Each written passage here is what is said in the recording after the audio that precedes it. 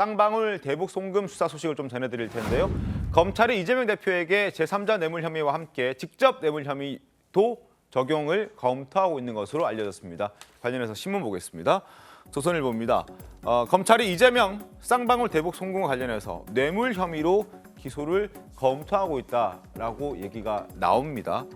어떤 부분이 있냐면 지금 현재 800만 달러가 넘어갔다고 알려져 있죠. 뭐 100만 달러 플러스가 돼서 900만 달러 넘어갔다는 얘기도 추가적으로 나오긴 했는데 그 800만 달러 중에서 스마트팜과 관련해서는 500만 달러가 넘어갔고 이 부분에 대해서는 제3자 뇌물죄를 적용하는 것을 검토하고 있습니다. 그러나 이재명 대표가 직접적으로 방북을 하기 위해서 김성태 전 대표가 전달했던 300만 달러에 대해서는 직접 뇌물죄를 적용하려는 것으로 검찰은 알려져 있습니다. 형식적으로는 300만 달러가 제3자인 북한 측에 전해졌지만 실질적으로는 북측이 이 대표의 방북과 관련해서 요구한 뒷돈을 김 전 회장이 북측에 전달하는 방식으로 이 대표에게 제공한 것이라면서 이 대표에게 제3자 뇌물이 아닌 직접 뇌물 혐의가 적용되는 것이 맞다라고 판단을 하고 있는 것 같습니다. 유사한 처벌 사례도 있었다 합니다. 이명박 전 대통령이 실소유주라고 의혹을 받았던 그때 다스에게 삼성이 변호사비 대납했죠. 그런데 그때 이 전 대통령은 관련 의혹을 모두 부인했지만 대법원은 이 전 대통령이 직접 뇌물을 받았다고 판단했고 유죄를 확정한 바 있습니다. 자, 손자 변호사님 어떻게 좀 판단하십니까? 이 부분에 대해서 그러니까 조금 구별을 해야 될 것 같아요. 지금까지는 이화영 지사뿐만 아니라 경기도에서 당시 어떤 대북 사업 관련했던 분들은 다 부인을 하고는 있습니다. 지금까지 나온 대부분의 보도들은 김성태 회장이 이런 형태로 예를 들어서 돈을 준 것까지는 사실인 것 같은데 이 돈을 준 것과 그다음에 이것이 이재명 대표라든지 아니면 경기도를 위해서 했다는 부분, 이제 김성태 씨는 이렇게 주장을 하고 있지만은 이 부분에 대해서는 이제 이화영 당시 평화부지사조차도 부인을 하고 있는 상황이고요. 이제 지금 이 부분이 약간 뭐가 좀 빠졌냐면 당시에 쌍방울은 주가 조작을 위해서 대북 사업을 하겠다라는 어떤 주식 부양, 주가 부양을 위한 어떤 호재로서 저는 이걸 썼다라고 보거든요. 그렇다고 한다면 저는 과연 여기서 그렇다면 검찰에서 이 부분을 입증을 해야 돼요. 이것이 과연 김성태 씨의 주장대로 이것이 경기도와 이재명을 위해서 한 것이라는 것을 도대체 어떤 부분을 보고 판단할 수 있느냐.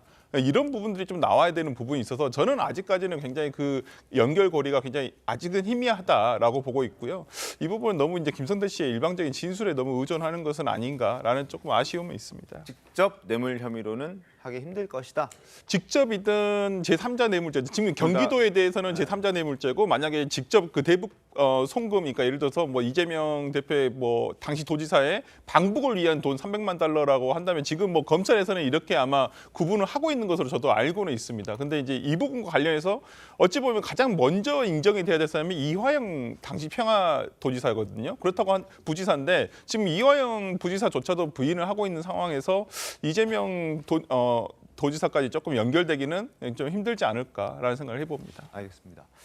자, 그리고 이재명 대표는 현재 김성태는 물론이고 쌍방울과 관련된 모든 의혹에 대해서 전면 부인하고 있습니다. 이 대표의 목소리 확인하겠습니다. 대북 송금 300만 달러 이런 나왔는데 그래요? 아마 검찰의 신작 소설이 나온 것 같은데 종전의 창작 실력으로 봐서 잘 안 팔릴 겁니다. 대표님 방북 자금 관련해서 이화영 부지사에게 보고받으신 적 없으십니까? 참 그 소설 가지고 자꾸 그러시는 것 같아요. 김성태와 통화해서 고맙다는 말도 하셨다는데 전혀 기억이 안 나십니까? 소설 가지고 자꾸 그러지 마시죠. 그럼 혹시 승인이나 보고 과정이나 이런 것들도 없으셨다는 말씀이신 거죠? 점심 맛있게 드십시오. 자, 그리고 신문 하나 더 소개해 드릴게요. 2019년을 전후해서 김성태 전 회장은 경기도를 통해서 북한의 사업권을 따내려고 했는데 당시 하노이 노딜 때문에 북한 사업이 불투명한 상황이었습니다. 김 전 회장이 이를 걱정했고 이를 걱정하는 모습을 본 이화영 전 평화부지사가 김 전 회장을 안심시켰던 내용이 보도를 통해서 전해지고 있습니다. 함께 보겠습니다. 이화영, 자, 이재명 대표가 도지사가 대통령이 되면 쌍방울은 대기업이 된다. 그러니까 북한과 1억 달러 협약, 이거 걱정하지 말아라 종용을 했다는 겁니다. 이 전 부지사가 이재명 지사가 대통령이 되면 대북 제재도 풀리고 남북 교류도 활성화될 것이니까 대기업 될 수 있다. 걱정하지 말아라. 이렇게 김성태 전 회장을 설득했다는 겁니다. 아래쪽으로 더 내려가 보시죠. 또 검찰은 이 전 부지사가 쌍방울이 대납한 경기도의 남북 경협 비용을 언급하면서 쌍방울은 500만 달러가 아니라 5천만 달러라도 베팅해야 하는 것이다. 5조, 10조 원으로 돌아올 가능성이 있는데 무엇을 주저하느냐 이렇게 얘기를 했고 이런 과정들을 경기도에 다 보고를 했다는 겁니다. 그렇다면 이화영 평화부지사가 보고를 받았는데 이를 이재명 당시 도지사가 몰랐을 것이냐 이렇게 우리가 생각해 볼 수도 있습니다. 이런 과정들이 있었기 때문에 신문을 좀 소개해드렸습니다. 김현정 대변인 짧게 한 말씀 부탁드릴까요? 저희가 이거 근본적인 질문을 좀 하고 싶은 게요. 이재명 당시 경기도지사가 네.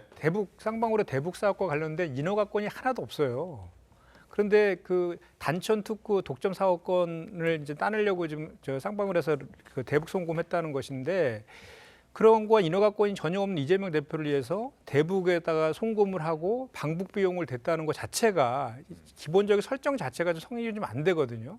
그리고 그 당시에 2019년 2월 달에 하노이 북미 회담 결렬 이후에 방북 자체도 불가능했었고요. 5월 달에 북한에서 미사일 쏴갖고 남북 관계가 대단히 경색되어 있는 기간이었고 그다음에 여기서 이재명 대표가 대통령이 된다라는 걸 전제해서 얘기한 것이 나오는데 그 당시에 이재명 대표는 대선 후보로서 10%도 안 되는 지지율이었고요.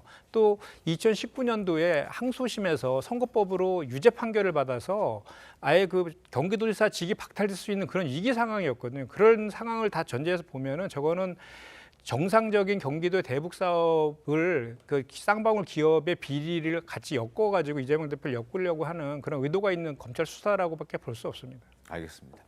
자, 민주당 입장을 말씀을 드렸습니다. 어쨌든 보도는 계속 나오고 있고 의혹은 점점 커져가고 있는 그런 상황이고 검찰 수사는 더욱더 속도를 내고 있습니다. 한번 지켜보도록 하겠습니다.